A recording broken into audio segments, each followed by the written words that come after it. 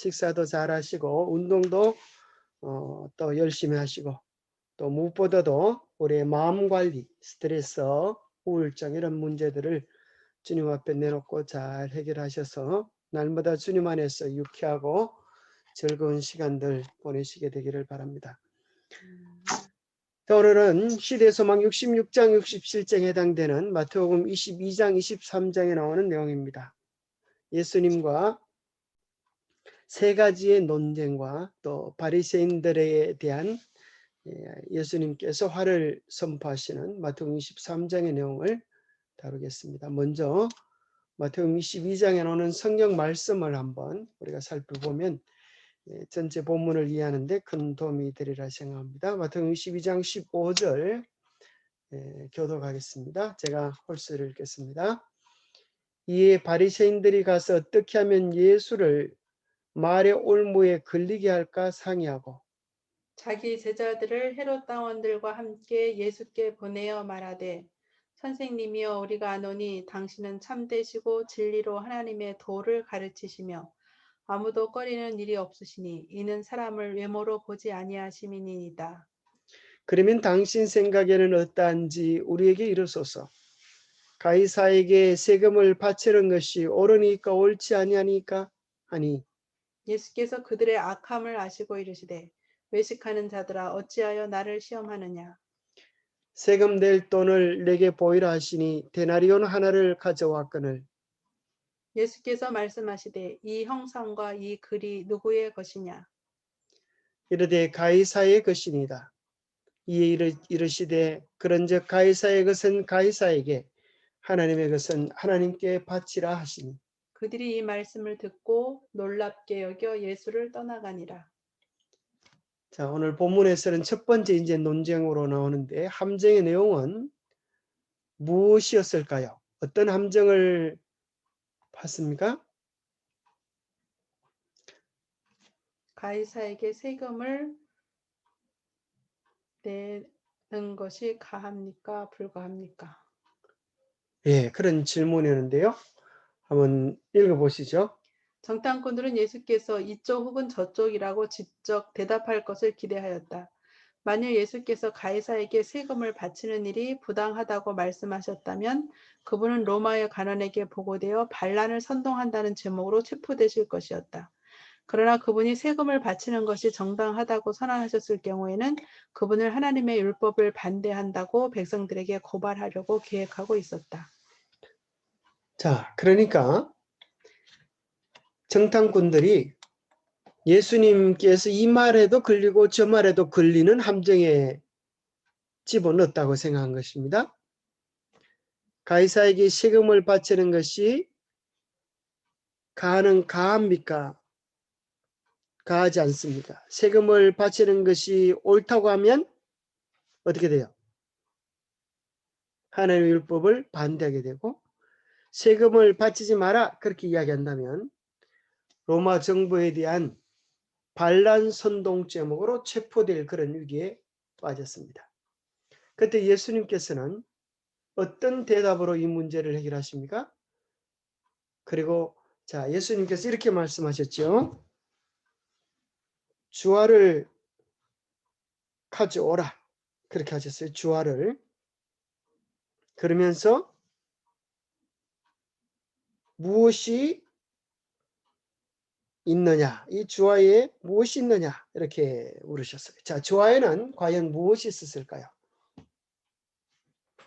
이 데나리온 주화의 한 면에는 황제의 신성을 표시하는 월계관을 쓰고 있는 황제 티베리우스의 도상과 존엄한 신의 존엄한 아들 티베리우스 가이사라는 글이 새겨져 있으며 다른 면에는 지극히 높은 사제 폰티펙스 막시무스라는 라틴어 글과 신들의 평화를 나타내는 홀과 감람나무 가지를 각각 왼손과 오른손에 쥐고서 신들의 보좌에 앉아있는 황제의 어머니의 그림이 새겨져 있었다. 자, 이게 바로 그 당시에 이 화폐였습니다. 자, 티베리우스 가이사의 투상과 또 뒷면에는 폰티펙스 막시무스라고 되어 있는데 자, 폰티펙스 막시무스 그러면 기억나는 사람 있습니까? 잘 모르세요? 기억나는 사람이 없습니까?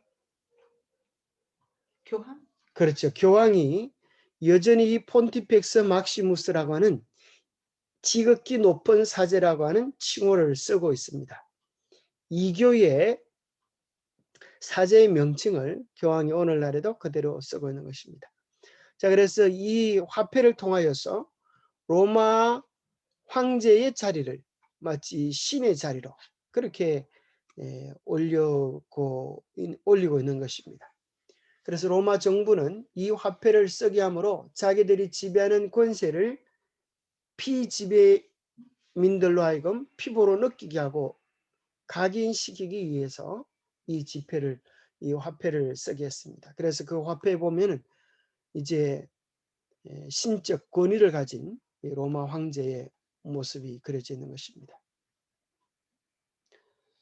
자, 그런데 여기 그 예수님께서 정말 지혜로운 대답을 하셨어요. 그죠? 그 화폐를 보여주면서 누구의 것이냐? 그렇게 하셨어요. 누구의 것이냐? 그러면서 가이사의 것은 가이사에게, 하나님의 것은 하나님께 바치라. 정말 예수님께서 지혜로운 답변을 하셨는데, 자, 가이사의 것은 가이사에게 바칠 로마에 대한 세금을 바칠 것은 바치고 하나님의 것은 하나님에게라고 말하는 그 말씀의 의미를 만나 주석은 이렇게 설명합니다. 한번 읽어주시겠어요? 하나님의 것은 하나님이 요구하시는 11조와 성전세와 헌물 드릴 것이다. 그렇다면 이 말씀은 당시 하던 관례대로이다. 만물의 하나님의 능력과 신성이 인각되어 있는데 하나님께서 이 세상에서 받으실 만큼 영광과 존귀를 받으시고 있는가?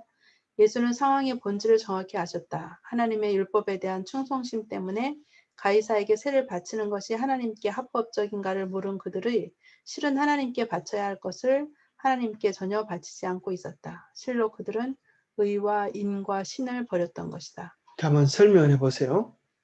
이게 어떤 말씀인지. 그 당시 이 세금 바치는 문제가 아마 굉장히 민감한 문제였던 것 같아요. 그래서 이제 그 많은 사람들의 생각 속에 세금을 바치는 것이 과연 잘하는 일인가, 나라에 반역하는 일인가, 뭐 이런 어떤 양심적인 문제들을 사람마다 가지고 있었기 때문에 이것을 이제 예수님에게 가지고 온 것 같은데요. 그 당시 많은 그 이스라엘 백성들이 세금 여기 교과에 보면은 바리새인들은 로마인들의 가혹한 과세로 괴로움을 당했다. 세금을 바치는 일은 하나님의 율법에 위배된다고 굳게 믿고 있었다. 이렇게. 그래서 세금을 어떻게 하면 안 바칠 수 있을까? 이제 그런 생각을 대부분 가지고 있었는데 예수님께서 가이사의 것은 가이사에게 바치고 그렇게 말씀하실 때 예수님은 우리와 생각이 다른가 이런 생각을 했을 텐데 그 뒤에 예수님께서 가이사의 것은 가이사에게 바치고 하나님의 것은 하나님께 바치라 이렇게 말씀을 하시면서 하나님께 바쳐야 할 것을 바치지 않고 있으면서 외적인 충성에 대한 얘기를 하는 것이 타당치 않다고 하는 얘기를 하고 계시는 거 아닌가요? 자, 여기 바리새인들은 하나님께서 요구하는 것이 11조와 성전세와 헌물들인데 이런 것들을 바리새인들이 바쳤을까요? 바치지 않았을까요? 그 23장에 보면은 바리새인들이 뭐를 저기 박하와 뭐 그런 것을 다 바쳤다고 나오는 것 같은데요. 23장 23절에 보니까 무슨 말씀이 있냐면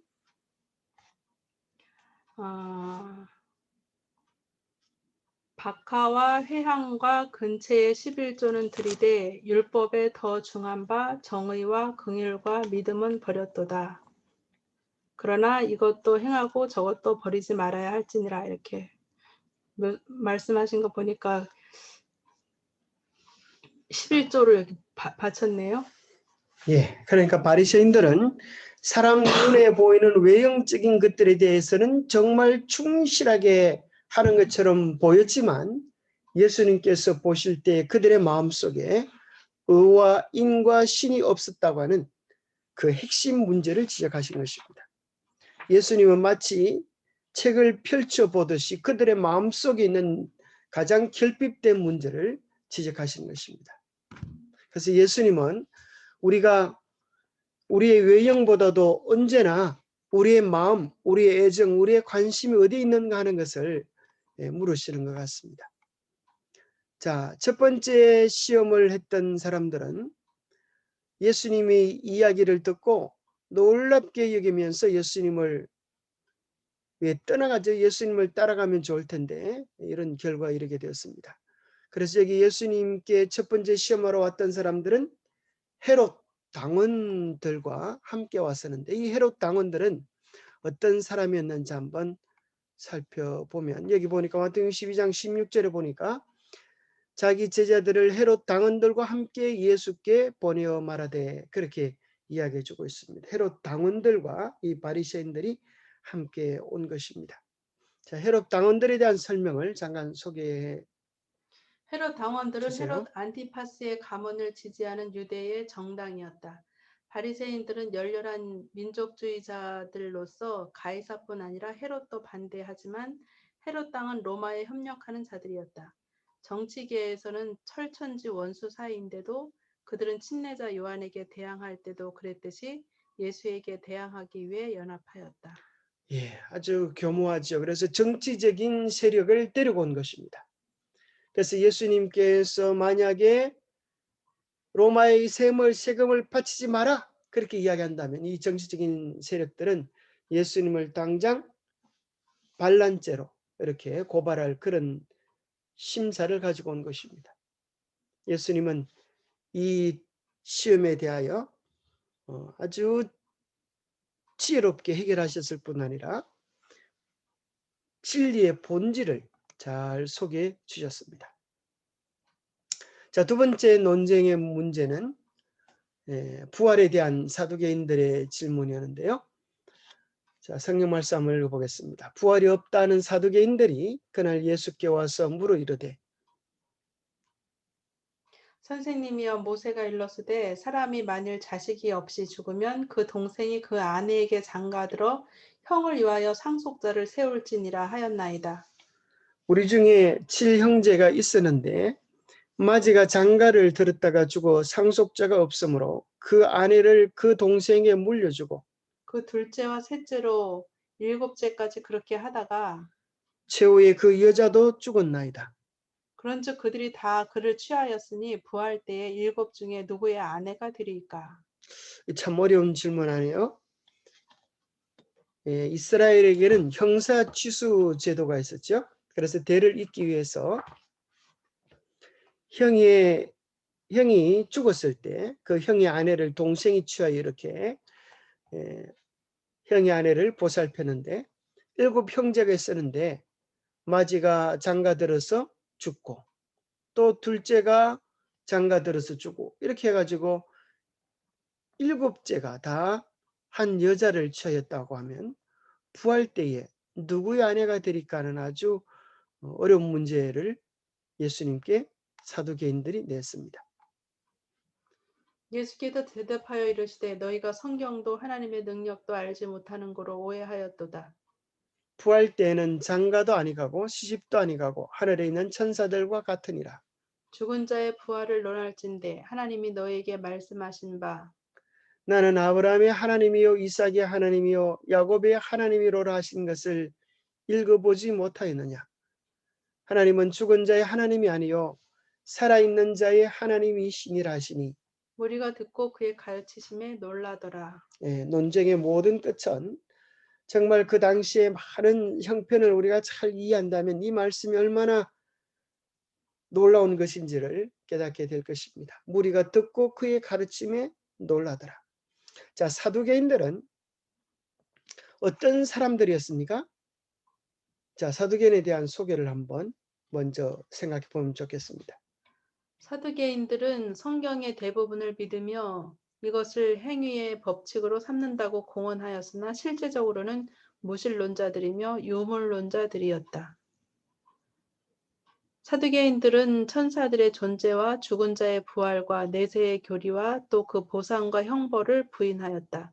이 모든 점에 있어서 그들은 바리새인들과 같지 않았다.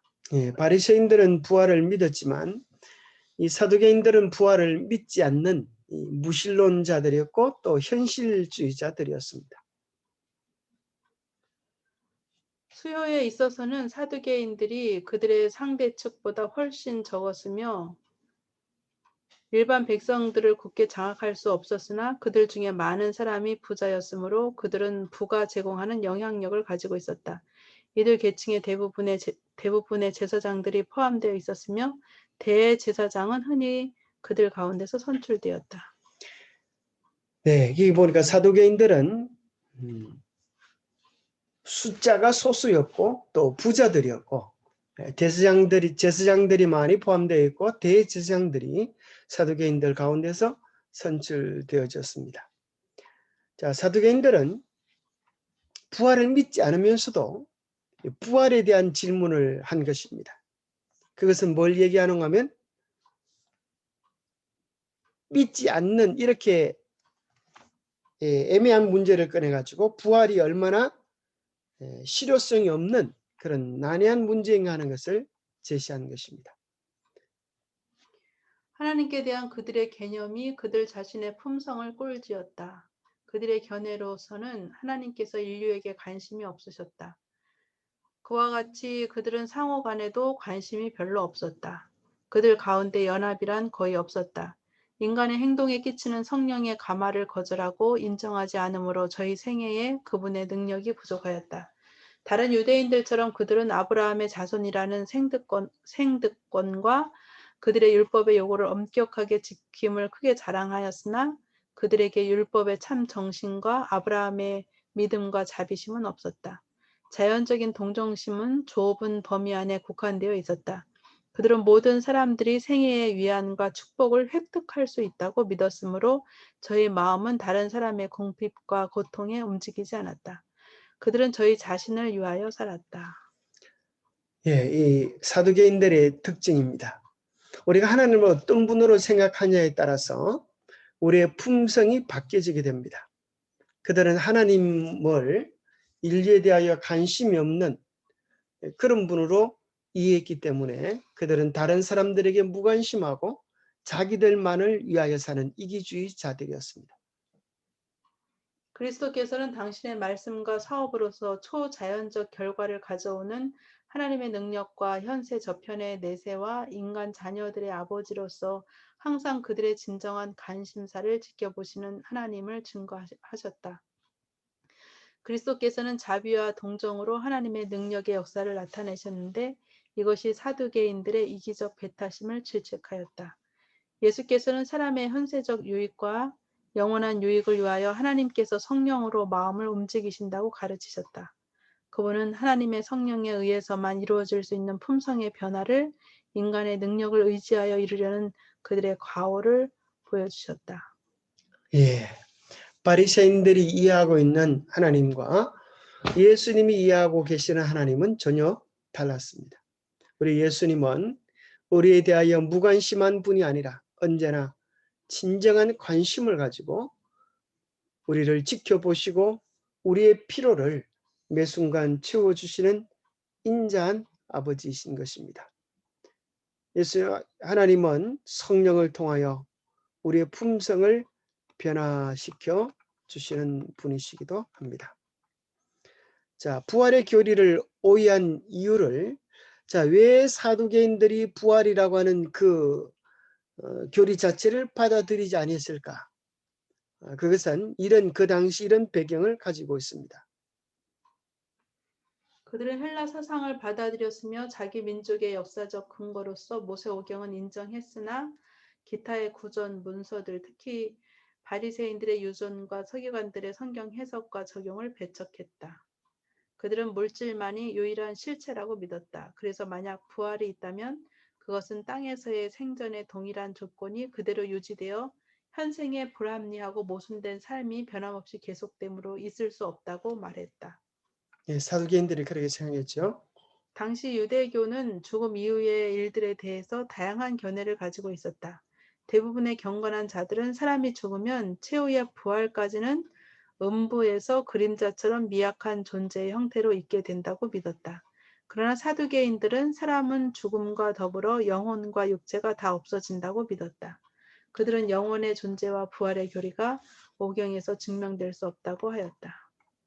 그리고 어떤 모양으로 부활할 것인가의 논의는 사무엘상 28장 14절에 근거하여 죽을 때 가졌던 모양 그대로 불구자는 불구인 그대로 부활한다고 주장하였다. 또한 모든 유대인들은 성지 팔레스타인에서 부활한다고 믿고 외국에서 죽은 자들은 지하의 공로를 통하여 팔레스타인에 이르러 부활한다고 했다. 지하의 공로가 무슨 말이에요? 지하 속에 다 길이 있어가지고 외국인들도 팔레스타인을 통하여 이렇게 거기서 부활한다는 거예요. 그들에게도 부활은 육체의 부활 그 이상이 아니었다. 그러므로 사두개인들은 그들의 교리가 만들어내는 많은 모순 때문에 그것을 비웃고 믿지 않았던 것이다. 자, 그 당시 바리새인들은 사무엘상 18장 14절에 나오는 이 엔돌에 신접한 여인에 대한 이야기를 여러분 아시죠? 그가 이제 사울이 엔돌에 신접한 여인을 찾아가서 사무엘을 불렀을 때에 죽은 사무엘의 모양 그대로를 불러낸 것입니다. 그러면 뭘 생각해 볼 수가 있는가 하면 죽은 사람은 죽을 때 모습 그대로 부활하는구나 이렇게 이제 생각을 하는 것이에요.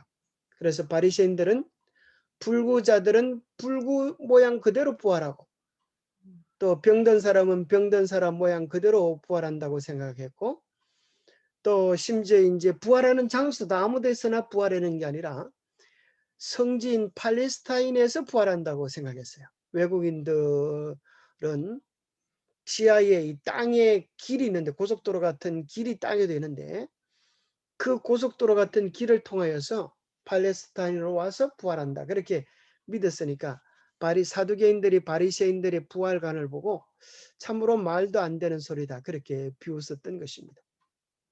그러나 자, 우리가 실제 예수님께서 가르치신 부활은 우리의 몸이 어떻게 되는 걸 이야기해요? 고린도전서 15장에 보면은 부활장이라 그랬죠. 거기 보면 우리의 몸이 어떻게 부활해요? 썩지 아니할 몸으로. 썩지 아니할 몸으로 예수님의 부활했던 그 모습처럼 그렇게 우리가 이제 변화될 것을 이야기해 주고 계시는 것입니다. 다시는 사망도 고통도 눈물도 없는 그런 모습으로 변화됩니다. 자, 예수님께서 거기에 대해 이렇게 말씀을 어떤 답변하셨는지 한번 읽고 한번 설명해 주세요.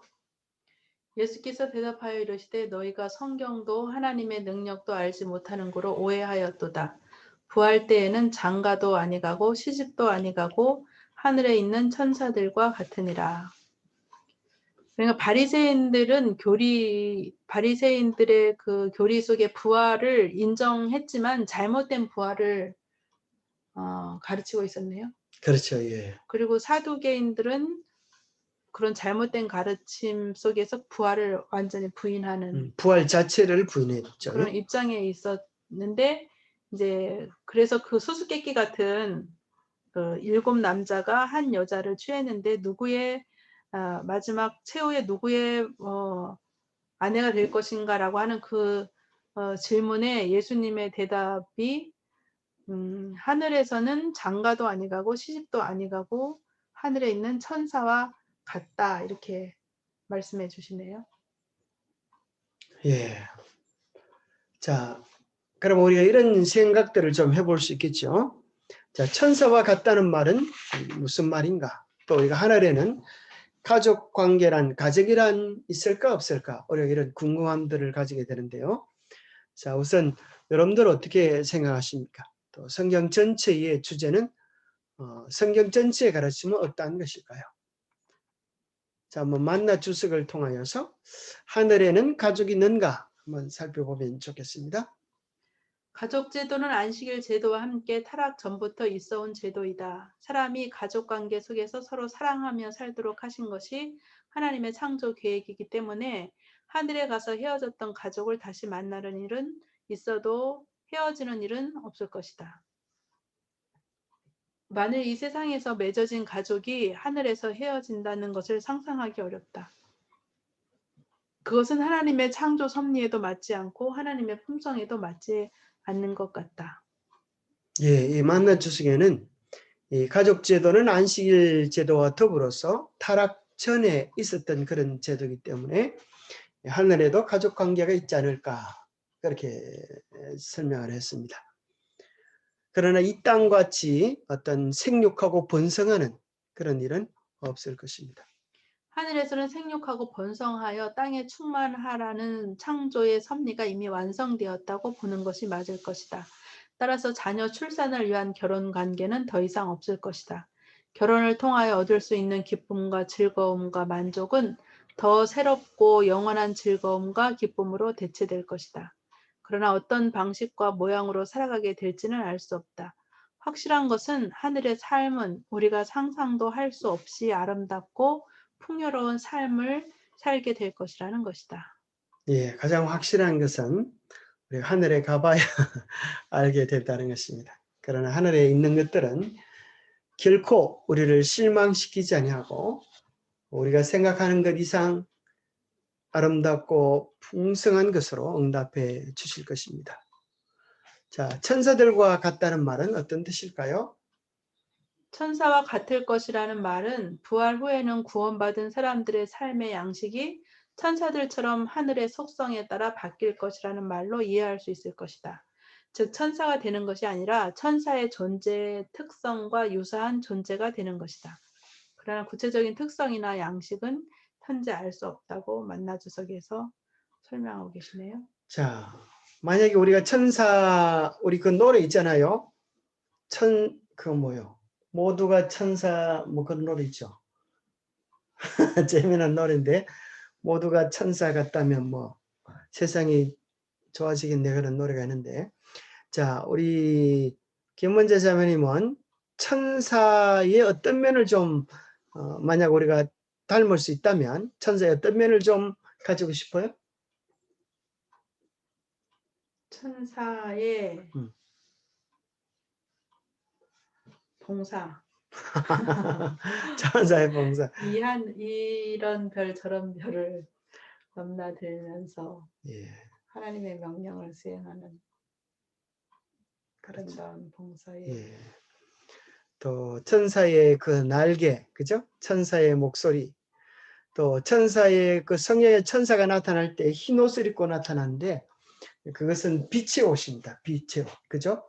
그래서 우리가 마치 마태복음 13장에도 우리 주님 표현하시기를 의인들은 아버지의 나라에서 해와 같이 빛나리라 그랬습니다. 그래서 천사들은 다른 사람을 위한 이타적 봉사 가운데서 그들의 기쁨을 찾는다고 했습니다. 오늘도 여러분들이 다른 사람의 기쁨을 위하여 그렇게 수고하고 봉사하는 것을 즐거워한다면 여러분은 천사표 성도인 것입니다. 이 땅에서도 우리 천사처럼 하나님 보시기에 귀하고 아름답게 살아갈 수 있으면 좋겠습니다. 자, 본문에서 이런 말씀을 하셨어요. 나는 우리 하나님을 표현하시기를 하나님이 나는 아브라함의 하나님이요 이삭의 하나님이요 야곱의 하나님이로라 하신 것을 읽어보지 못하였느냐. 하나님은 죽은 자의 하나님이 아니요 살아있는 자의 하나님이시니라. 자, 여기 보면 이제 질문을 좀 해보겠는데요. 하나님 아브라함, 이삭, 야곱, 요셉도 아주 창세기 아주 중요한 인물인데 왜 요셉은 소개하지 않은 것 같아요? 아브라함에게 약속하신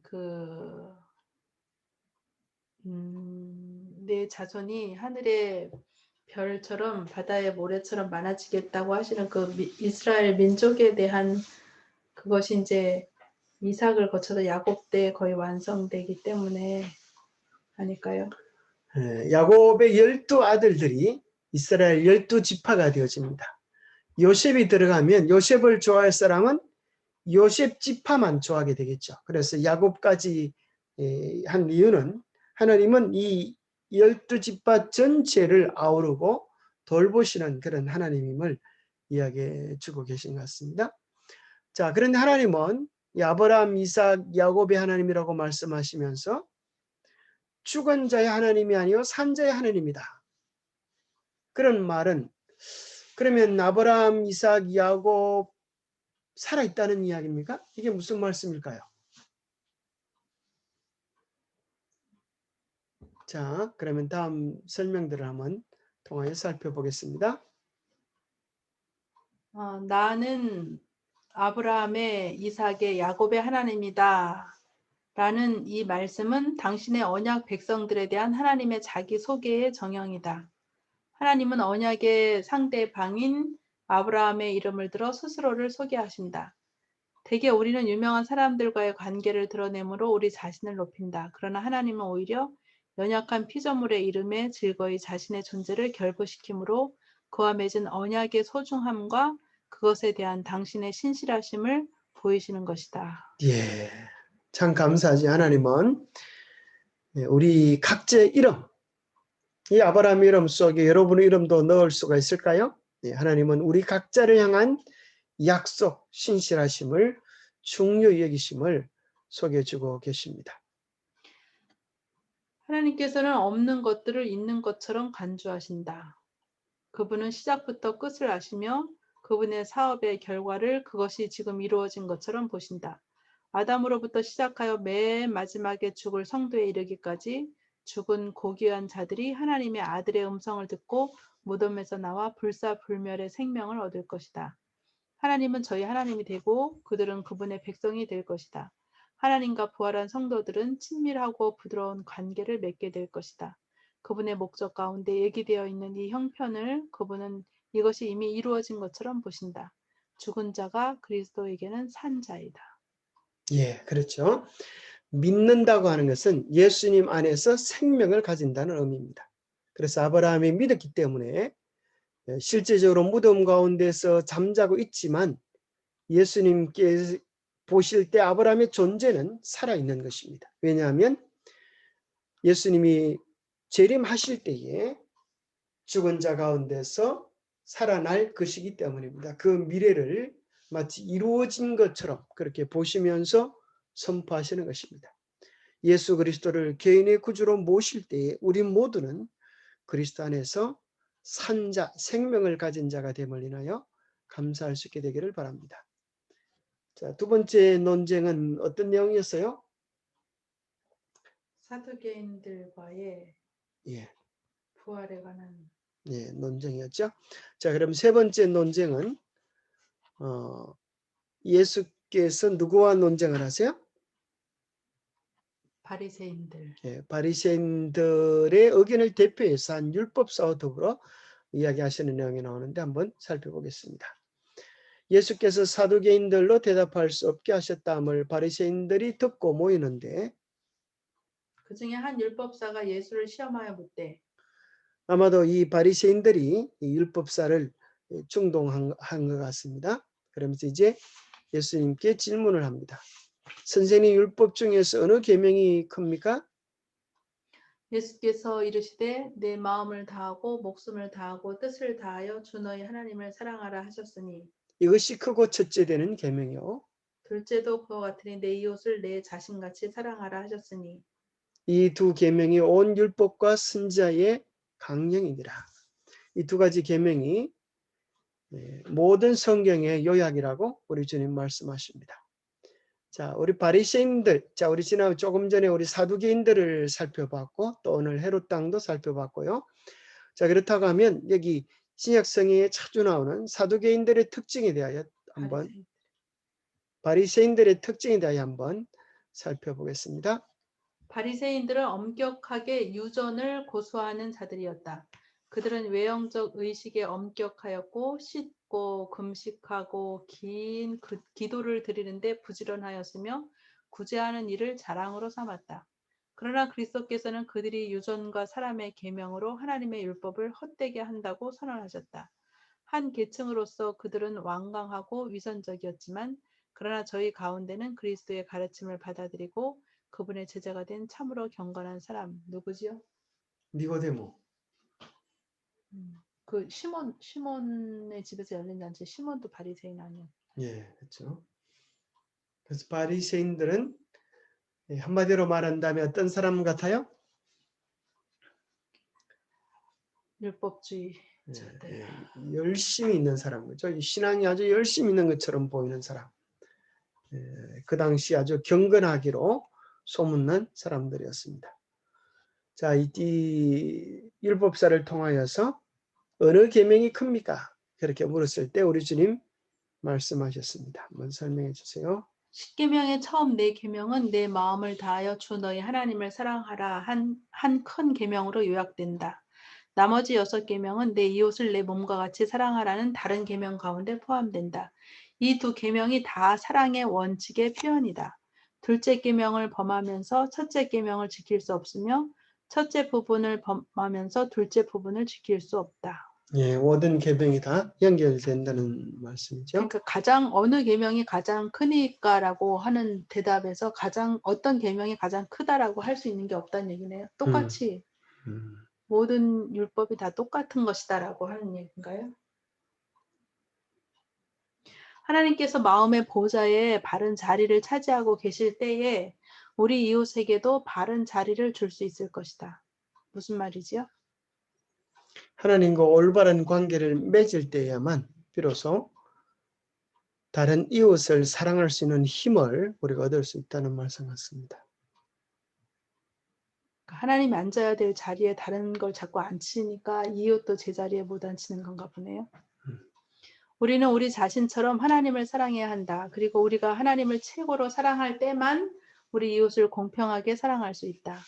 모든 계명이 사람과 하나님께 대한 사랑으로 요약되어 있으므로 한 계명을 범하면 이 원칙을 범하지 않을 수 없게 되어 있다. 예, 이 모든 계명이 다 한 가지 정신으로 통하고 있기 때문에 그러니까 한 계명을 범하면 모든 계명을 범하는 것이 된다 이런 말이네요. 그렇죠. 예.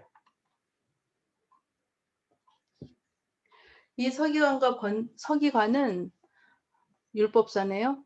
번제물과 제물보다 하나님께 더욱 받으실 만한 의의 행위를 깨달았으므로 그는 하나님의 나라에서 멀지 않는 것이다. 그러나 그는 그리스도의 거룩한 품성을 깨닫고 그리스도를 믿는 신앙을 통하여 의의 사업을 행할 능력을 받을 필요가 있었다. 산 믿음으로 그리스도와 연합되지 않는 한 의식적인 희생은 아무 가치가 없었다. 심지어 도덕적 율법이라 할지라도 이게 십계명이네요. 십계명을 지킨다 할지라도 그것이 구주와의 관계 속에서 이해되지 않는다면 그 목적을 달성하지 못한다. 예, 이 서기관은 예수님께서 하나님의 계명을 정말 지혜롭게 요약해 주시는 것을 보고 자기가 바리새인들의 앞잡이로 왔다고 하는 사실도 잊어버리고 예수님에 대하여 경탄하는 감탄의 표현을 하게 됩니다.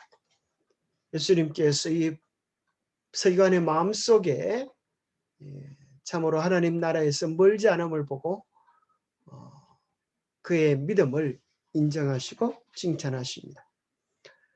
기억해야 될 것은 우리가 아무리 하나님의 율법에 대하여 바른 견해를 가진다 할지라도 우리에게는 그 율법을 행할 만한 능력이 없다고 하는 사실입니다. 그래서 우리는 구주와의 관계 속에서 성령의 도우심 속에서만 비로소 그 율법을 실천할 힘을 얻게 됩니다. 그리스도께서는 당신의 아버지의 율법에는 단지 권위적인 명령 이상의 더 깊은 무엇이 포함되어 있다는 사실을 여러 번 반복해 나타내 보이셨다. 율법 가운데는 복음에 나타난 바와 같은 원칙이 구현되어 있다. 율법은 사람의 의무를 지적하며 사람의 죄를 보여준다. 사람은 그리스도에게서 용서와 율법이 명하는 바를 행할 수 있는 능력을 구해야 한다. 예, 우리에게 필요한 것은 그것을 행할 능력입니다. 그 능력은 오직 그리스도께로부터 올 수 있습니다. 바리새인들이 모였을 때에 예수께서 그들에게 물으시되 너희는 그리스도에 대하여 어떻게 생각하느냐? 누구의 자손이냐?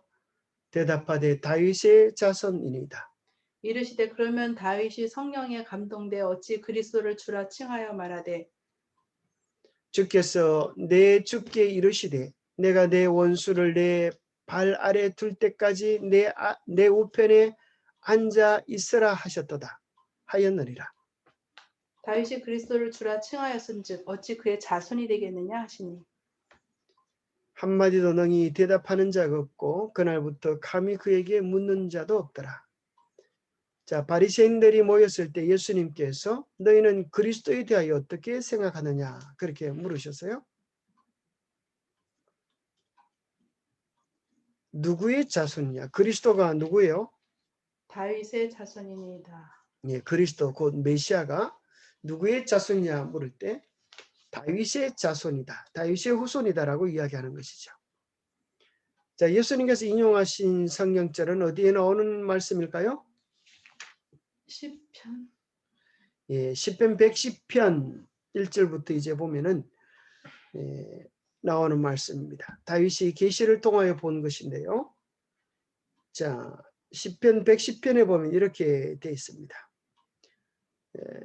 마태복음 12장 44절에는 주께서 내 주께 이르시되 이렇게 되어 있는데 시편 110편에 보면 여호와께서 내 주께 말씀하시기를 이렇게 되어 있어요.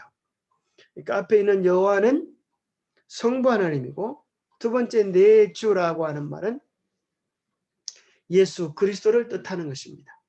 바로 하나님께서 서로 의논하시는 광경을 다윗이 계시를 통하여 보게 된 것입니다. 그래서 내 원수를 내 발 아래 둘 때까지 이것이 뭔가 하면 발등상 되게 하기까지 그렇게 표현되어 있죠. 바로 사단의 권세를 발로 밟아서 승리할 때까지 너는 내 우편에 앉아 있어라. 그렇게 이야기했습니다.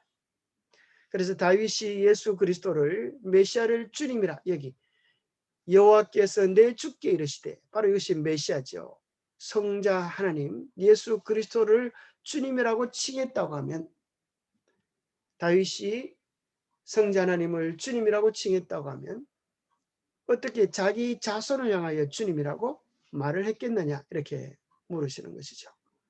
그러면 어떻게 메시아가 다윗의 자손이 되겠느냐? 그 말은 무슨 말씀이에요? 성부, 성자, 바로 성자 하나님이 인류를 창조한 창조주요 다윗의 뿌리가 되심을 이야기해 주고 계십니다. 그 얘기를 할 때에 그들은 그들 중에 한마디도 능히 대답하는 자가 없고 그날부터 감히 그에게 묻는 자도 없더라. 분명히 예수님이 이 말씀을 통하여 자기가 누구신지를 명백히 드러내셨습니다. 다윗의 자손 메시아의 예언된 칭호. 그러나 예수님을 다윗의 자손이라 부른 많은 사람들이 그분의 신성을 깨닫지 못하였다. 그들은 다윗의 자손이 역시 하나님의 아들이라는 사실을 깨닫지 못하였다. 그죠? 다윗의 자손이라고 하는 표현은 다윗의 후손으로 메시아가 날 것을 이야기하는 것이지만 그 말은 역시 하나님의 아들, 바로 성자 하나님께서 이 땅에 메시아로 오신다는 사실을 그들이 알지 못했습니다. 그래서 바로 예수라고 하는 이름의 뜻이 무엇이죠? 구원.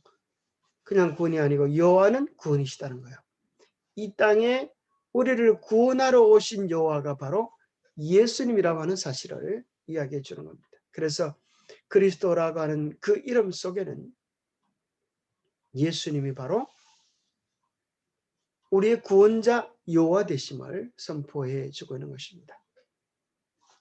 밑에 세 가지 왜 적어놨는지 한번 설명해 보세요. 다윗의 자손과 수레보니게 족속의 여인 소경받으며 어떤 연관성이 있어요? 이 수로보니게 족속의 여인이 자기의 귀신 들린 딸을 고쳐주기를 원해서 다윗의 자손이라고 예수를 칭했고 소경 받으며도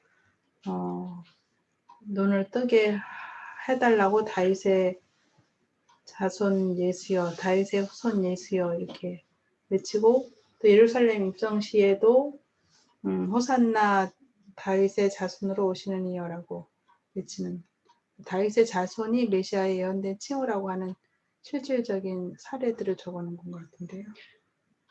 예, 바로 이 사건들을 통하여서 예수님이 누구신지를 뒤집어 생각해 보면 얘기할 수가 있어요. 그죠? 확인할 수가 있어요. 귀신들을 쫓아내시고 영적 세계의 지배권을 가지신 분이시고 그들의 소경 바디메의 눈을 뜨셔서 영적인 세계를 열어 보이실 수 있는 분이시고 예루살렘 입성시 외침을 통하여서 바로 새 예루살렘의 평화의 왕이시라고 하는 사실을 이야기해 주시는 것을 발견하게 됩니다.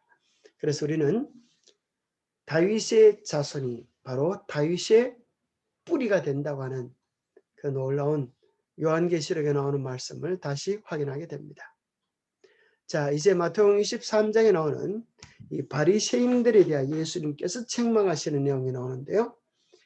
2절에 보면 너희들이 모세의 자리에 앉아 있으면서 모세의 자리를 차지하고 있으면서 잘못 가르치고 있음에 대하여 책망하시고 4절에 보면 다른 사람들에게는 무거운 짐을 어깨에 지우면서 자기들은 손가락 하나도 움직이려고 하지 않는 그런 죄를 범하고 있다. 또 5절에 보면 사람들에게 보이고자 경문 띠를 넓게 하고 옷수를 길게 하고 또 6절에 보면 잔치의 윗자리 앉기를 좋아하고 회당의 높은 자리에 앉기를 좋아하고 7절에 보면 여러 사람들에게 아이고 선생님 그런 랍비라고 하는 칭함받기를 좋아하는 바로 사람들의 인기를 탐하면서 그들이 가르치는 내용을 지키지 않은 위선적인 그런 모습을 예수님께서 책망하시면서 13절에 이렇게 우리 주님께서 바리새인들을 질책하십니다. 화 있을 진저 외식하는 서기관들과 바리새인들이여, 너희는 천국 문을 사람들 앞에서 닫고 너희도 들어가지 않고 들어가려 하는 자도 들어가지 못하게 하는도다. 화 있을 진저 외식하는 서기관들과 바리새인들이여, 너희는 교인 한 사람을 얻기 위하여 바다와 육지를 두루 다니다가 생기면 너희보다 배나 더 지옥 자식이 되게 하는도다. 자기들이 참된 구원을 경험하지 못하고 또 성경을 잘못 가리킴으로 인하여서 그들이 전도는 열심히 하지만 배나 더 지옥 자식이 되게 하는 참으로 무서운 처지에 이르는 것을 이야기하고 계십니다. 23절에 보면 화 있을 진저 외식하는 서기관들과 바리새인들이여, 너희가 박하와 회당과 근처의 11조는 들이되 율법에 더 중한 바 정의와 긍휼과 믿음은 버렸도다. 그러나 이것도 행하고 저것도 버리지 말아야 할지니라. 맹인이 된 인도자여, 하루살이는 걸러내고 낙타는 삼키는도다. 우리가 그러한 처지에 이르지 않도록 우리의 마음을 잘 살펴야겠습니다. 왜 예수님께서 그 당시 경건하다고 생각하는 바리새인들에게 이렇게 화를 선포하셨을까요? 유전에 대한 그들의 존경심과 타락한 제사장에 대한 그들의 맹목적 신앙을 통하여 백성들은 노예가 되었다. 이 사실들을 그리스도께서는 끊으셔야만 하였다. 제사장들과 간원들과 바리새인들의 성격을 더욱더 충실히 폭로시켜야만 하였다. 그래서 예수님께서는 바리새인들의 정체를 폭로시켜서 이제 더 이상 신앙의 주인으로서 바리새인들을 마음에 둘 것이 아니라 예수 그리스도를 통한 온전한 구원을 백성들이 얻게 되기를 간절히 소망하신 것 같습니다. 그들은 성경과 반대되는 것을 많이 가르쳤다. 예수께서는 또 무거운 짐을 묻고 사람의 어깨에 지우되 자기는 이것을 한 손가락으로도 움직이려 하지 아니한다고 말씀하셨다. 바리새인들은 유전에 근거를 둔 많은 규칙들을 지키도록 명하고 개인의 자유를 부당하게 제한했다.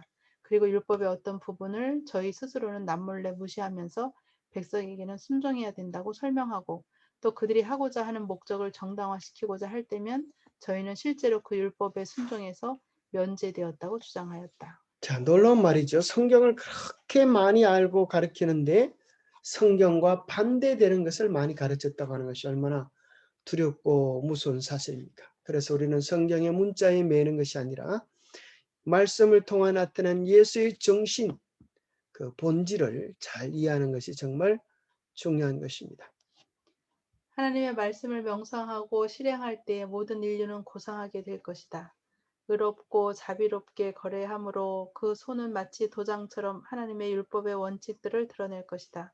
그들은 뇌물과 부패하고 기만적인 모든 일로부터 깨끗함을 유지할 것이다. 그들은 사랑과 동정의 사업에 있어서 적극적이 될 것이다. 고상한 목적으로 향한 눈들은 정결하고 진실할 것이다. 표정이 풍부한 얼굴과 생기 있는 눈은 하나님의 말씀을 사랑하고 존경하는 그분의 흠없는 품성을 증거할 것이다. 예, 우리가 하나님의 품성을 닮을 수 있는 방법, 또 이웃을 위한 적극적 사랑의 봉사자가 될 수 있는 비결은 어디 있다고요? 하나님의 말씀을 명상하고 실행할 때 예, 그렇죠. 예수님을 사랑한다고 하는 것은 곧 그분의 말씀을 사랑한다는 것입니다. 그분의 말씀을 깊이 명상하고 우리의 삶에 구체적으로 실행할 때에 우리의 삶은 고상하고 아름답게 변화되게 될 것입니다. 그리스도께서는 참된 위대함이란 도덕적 가치로 평가되는 것이라고 여러 번 반복하여 가르치셨다. 하늘이 평가하는 품성의 위대함은 우리 동료들의 행복을 위하여 살고 사랑과 자비의 사업을 행하는 것으로 이루어진다. 영광의 왕 그리스도는 타락한 인류의 종이셨다. 우리들의 행동을 비열하다거나 혹은 높은 도덕적 가치를 가진 성질의 행동이라고 판정짓는 것은 그 행위의 동기이다. 모든 사람이 주목하고 찬양하는 큰 것이라 해서 하나님께서도 그것을 가장 귀중한 것으로 간주하시는 것은 아니다. 즐거운 마음으로 수행한 작은 의무와 남에게 보이지 않게 드린 적은 예물과 인간의 안목에는 무가치하게 보이는 것이 흔히 하나님 보시기에 가장 귀한 것이 된다. 자, 참된 위대함이란 무엇이라고요? 참된 위대함이란 도덕적 가치로 평가되는 것이다. 하늘이 평가하는 품성의 위대함이란 우리의 동료들의 행복을 위하여 살아가는 것, 사랑과 자비의 사업을 행하는 것이라고 말씀하고 계십니다. 하나님께서 가장 귀하게 여기시는 것이 무엇이라고요? 하나님께서 가장 귀하게 보시는 것은 우리의 외형적인 모습이 아니라 우리의 행위의 동기, 즐거운 마음으로 수행한 작은 일들, 남에게 보이지 않게 드린 적은 예물, 그런 것들이 세상 사람들에게는 무가치하게 보이지만 하나님께서는 가장 귀하게 보시는 것입니다. 그래서 우리의 마음속에 사랑이 있다면 하나님은 그것을 귀하게 보시는 것입니다. 사랑이 없이 수많은 것을 행하는 것보다 하나님은 우리 마음속에 진실된 사랑을 가지기를 원하십니다. 잠깐 기도하겠습니다. 하나님 아버지, 사람들이 참으로 진리를 알기 위하여 질문하고 또 논쟁하는 것처럼 보이지만 사실은 예수 그리스도를 시험에 빠뜨리기 위하여 논쟁에 왔음을 보게 됩니다. 그들이 분명한 답을 찾았음에도 예수께 자신의 마음을 묻고 바쳐 굴복하기보다 오히려 예수 그리스도를 떠나는 슬픈 모습을 발견하게 되었습니다. 오 주님, 우리를 하여금 지식을 위하여 말씀을 연구하지 않게 하시고 정말 예수 그리스도로부터 생명을 얻기 위하여 간절한 심령으로 말씀을 연구하게 도와주시옵소서. 그래야 말씀 속에서 주님을 만나고 말씀 속에서 생명을 얻고 말씀으로 인하여 우리의 인격과 삶이 변화되는 풍성한 경험을 할 수 있도록 도와주시옵소서. 하나님께서 정말 귀하게 보시는 것은 우리의 삶이 얼마나 많은 것을 바쳤느냐보다도 우리가 얼마나 주님을 사랑하는 마음으로 수고하고 봉사하고 살아가느냐를 물으심을 인하여 감사합니다. 우리의 마음의 엄밀한 동기까지 살피시는 주님 앞에 아름다운 삶을 들을 수 있도록 우리 마음속에 끊임없는 주님의 사랑을 생각하고 그 사랑을 누리며 나타내는 우리 모두가 되게 축복하여 주시옵소서. 아픔 중에 있는 주의 백성들 기억하여 주시고 또 힘과 용기 얻게 하여 주시며 다시는 어려움과 아픔들이 없을 수 있도록 주님 특별한 성령의 도우심으로 주님의 인도하심으로 살아갈 수 있도록 매 순간을 붙잡으시고 인도하여 주시옵기를 우리 주 예수 그리스도 이름 모자하여 간절히 간구하옵나이다. 아멘. 예.